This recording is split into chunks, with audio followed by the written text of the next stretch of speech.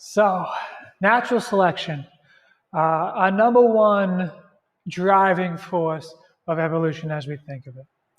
It's the main drive behind this notion of adaptive evolution. And so if you have a population of lizards, and the lizards can be red or they can be blue, right? If they live in a red desert, you're going to see that most of the lizards are red because they blend in better, right? And so they are more fit for their environment. They match the environmental pressures. And so in natural selection, one variation of a trait within this population provides a survival advantage.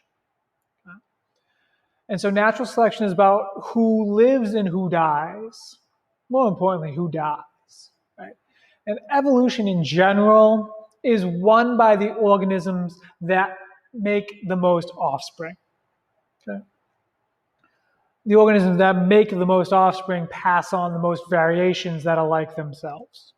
Right? And so you see more of them. And so they win. It doesn't matter if you live forever, right? You could be the best survivor on the whole wide planet. If you don't make any babies, it really doesn't matter.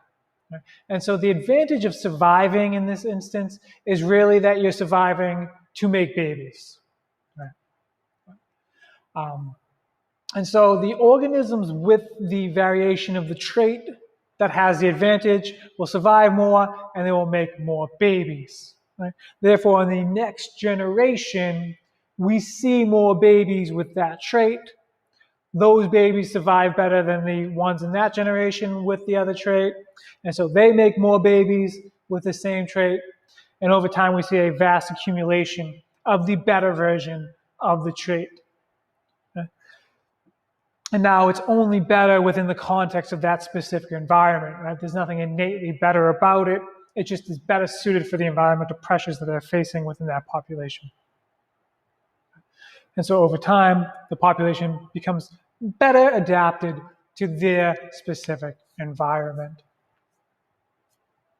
Ta-da! Bye.